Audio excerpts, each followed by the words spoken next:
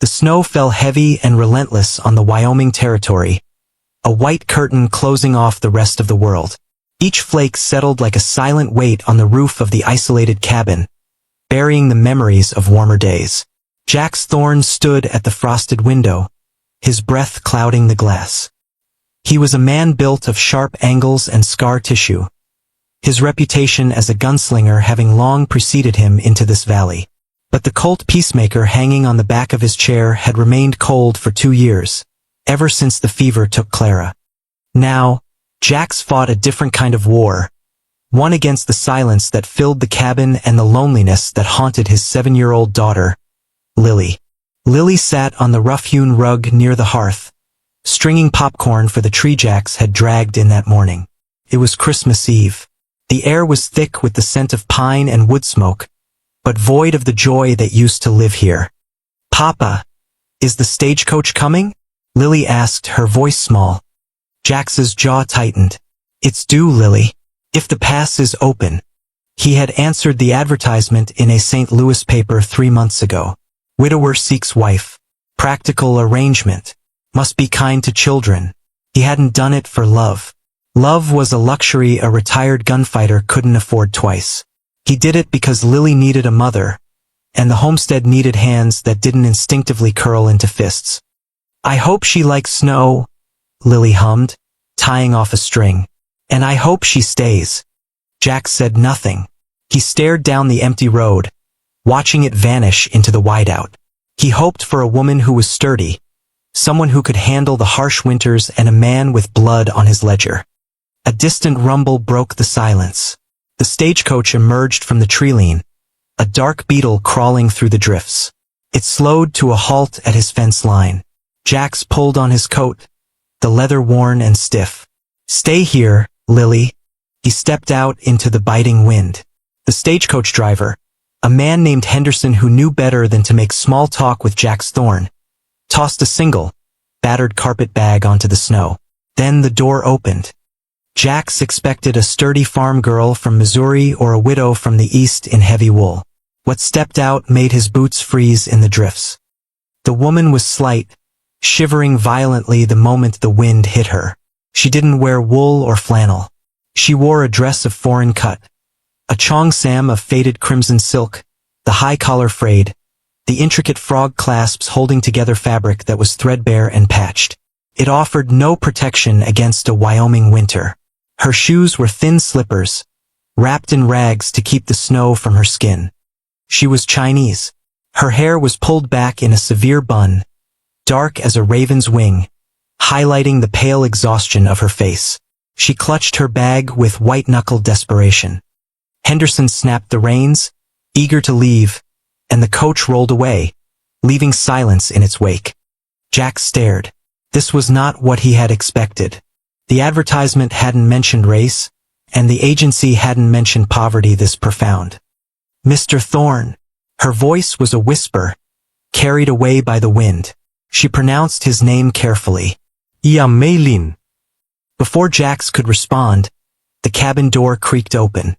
Lily, unable to wait, ran out into the snow in her boots. "She's here."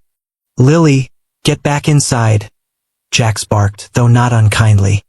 Lily ignored him, sliding to a stop in front of the stranger. She looked at the shivering woman, at the red silk fluttering in the gale. "Papa, she's freezing. Look at her dress.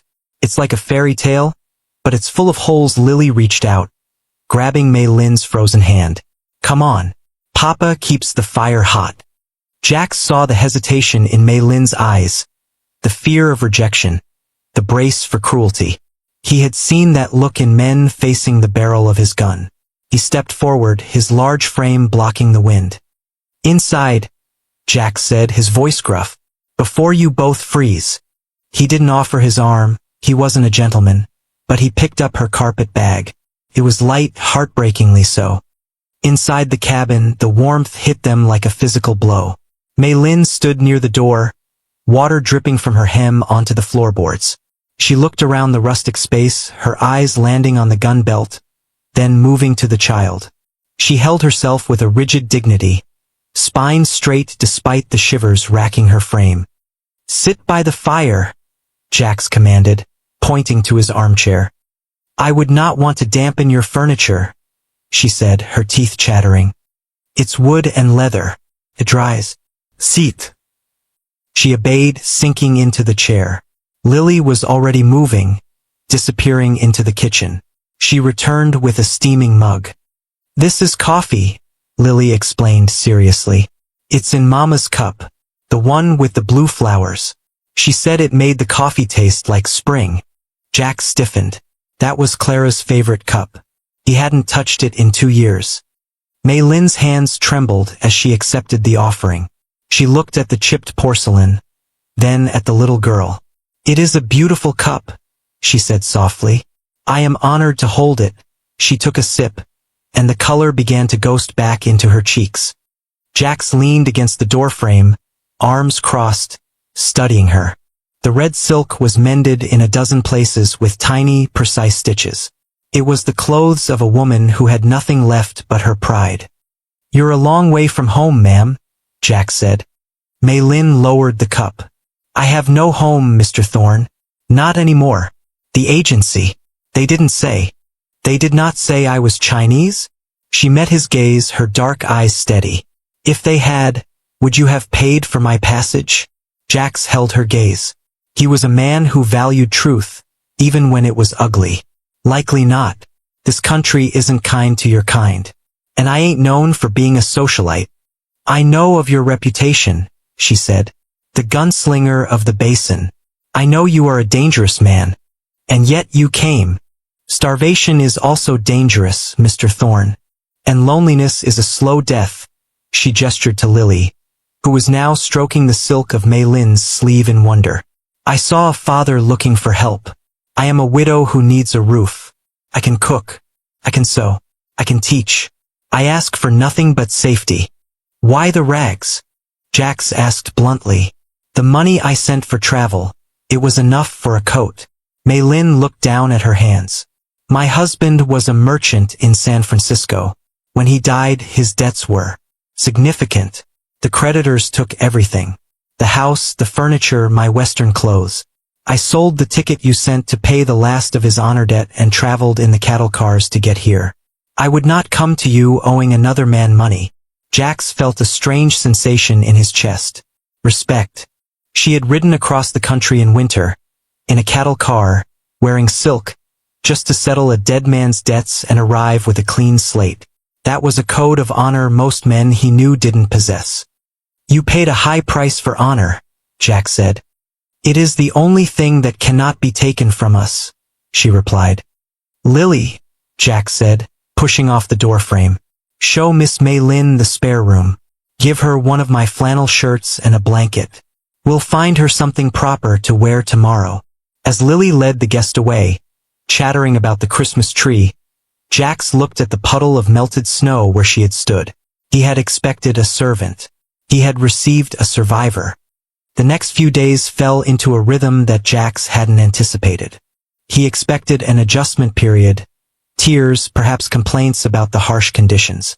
Instead, Mei Lin moved through the cabin like a quiet storm of efficiency. She wore Jax's oversized flannel shirt, belted at the waist with a piece of rope.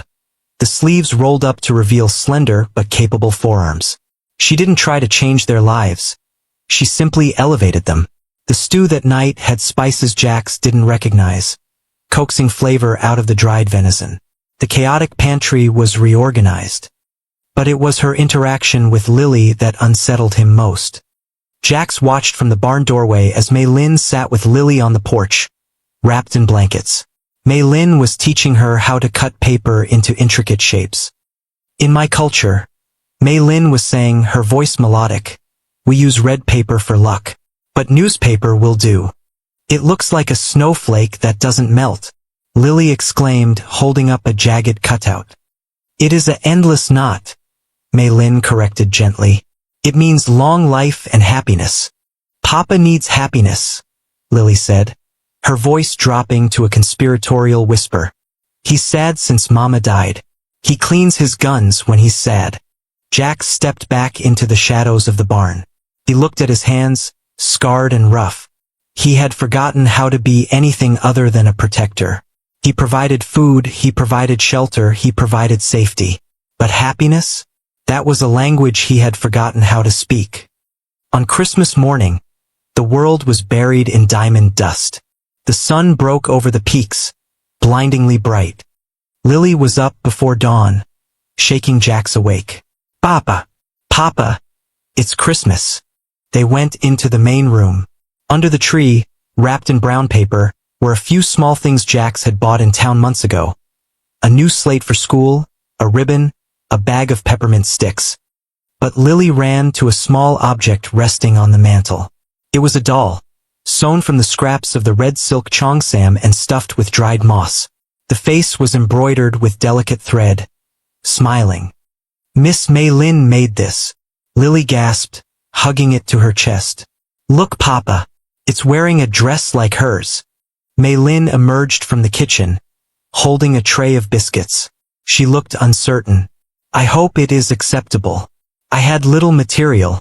"It's beautiful," Lily declared. She ran to Mei Lin and buried her face in the woman's waist. "Thank you." Mei Lin froze for a second. Then her hand came down to stroke Lily's hair. Jax saw her eyes close, a look of profound relief crossing her face. Jax cleared his throat. He reached into his pocket. He hadn't wrapped it. He walked over to the table and placed a small wooden carving there. It was a mockingbird, wings spread, caught in mid-flight. He had whittled it late at night in the barn over the last week. "For you," Jax said to Mei Lin. She set the tray down. She picked up the wooden bird, running her thumb over the curve of the wing. "You made this." "Wood's free," Jax said gruffly. "Figured you might like something that flies, since you've been grounded here." "It is the most beautiful thing I have ever owned," she whispered. She looked at him, and for the first time her guard dropped completely. "Thank you, Jax." The use of his first name hung in the air, intimate and startling. 2 days later, the supplies ran low. The storm had broken, leaving the roads passable. Jax hitched the horses to the wagon. "I need to go to town," he announced. "You both come. We need to get you boots and a proper coat." "Mei Lin," she hesitated. "I can make do with." "No," Jax cut her off. "You're part of this household now. You don't walk around in my old shirts." The ride to town was crisp. Lily sat between them, holding the red silk doll. When they pulled up to the general store, the boardwalk was crowded. The town of Oakhaven was small, and gossip moved faster than the wind. Jax helped Mei Lin down. She wore his heavy coat, which swallowed her frame, but beneath it, the tattered hem of the red dress was visible. As they walked toward the store, silence rippled through the crowd. Eyes turned. Jax Thorne was a man people usually avoided, but the sight of the Chinese woman at his side emboldened them. Mrs. Higgins, the banker's wife and the town's self-appointed moral compass, stepped out of the post office. She adjusted her bonnet, her eyes narrowing as they swept over Mei Lin. "Well?" Mrs. Higgins sniffed loudly to her companion. "I heard the gunslinger got a mail-order bride, but I didn't think he'd stoop to importing heathens. And in such rags. It's indecent." Mei Lin stiffened, her chin lifting. She stared straight ahead, refusing to acknowledge the slight. Jack stopped. The wood of the boardwalk creaked under his boots. He turned slowly. The crowd went deadly quiet. Jax didn't reach for his gun, he didn't have to. The look in his eyes was lethal enough. "You got something to say, Mrs. Higgins?" His voice was a low rumble, like thunder in a canyon. Mrs. Higgins flushed. "I was merely remarking on the appearance. It reflects poorly on the community, Mr. Thorne. A woman of no means and foreign extraction." "This woman," Jack said, his voice carrying clearly down the street, "traveled 3,000 miles in a cattle car in the dead of winter to honor a debt she didn't owe. She has more spine in her little finger than you have in your entire council of gossips." He stepped closer, and the crowd parted. "She is under my protection," Jack said, "and she is under my roof. If any of you have a problem with her clothes or her face or where she comes from, you bring that problem to me. Do I make myself clear?" Mrs. Higgins paled and scurried back into the post office. The blacksmith, an old friend named Sam, tipped his hat. "Clear as day, Jax." "Ma'am." He nodded to Mei Lin. Jax placed a hand on the small of Mei Lin's back, a possessive, protective gesture, and guided her into the store. Inside, Mei Lin walked to a display of wool coats. Her hands were shaking. "I am sorry," she whispered. "I have brought you shame." Jax turned her around to face him. He took her hands in his. They were rough against her smooth skin. "You didn't bring shame, Mei Lin. You brought the truth. They just don't like looking at it." He picked up a heavy, blue wool coat with a fur collar. "Try this on. It matches your eyes." Mei Lin looked up at him, startled. "My eyes are dark. Like the night sky," Jax said. "Best thing to look at in this territory." The weeks following the trip to town brought a thaw, both outside and inside the cabin. The tension of strangers living together dissolved into the comfort of a family formed. Jax found himself coming in from the barn earlier, eager for the sound of Mei Lin's voice reading to Lily.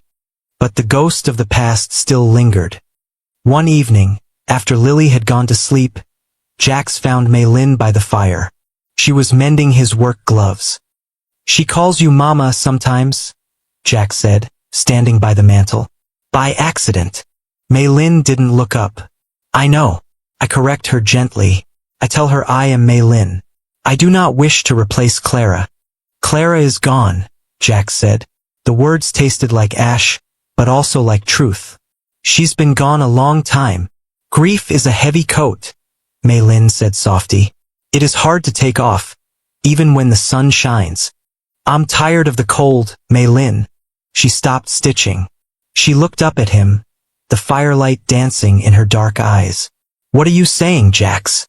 Jax walked over to her. He knelt down, bringing himself to her eye level. He was a man of action, not words, so he spoke plainly.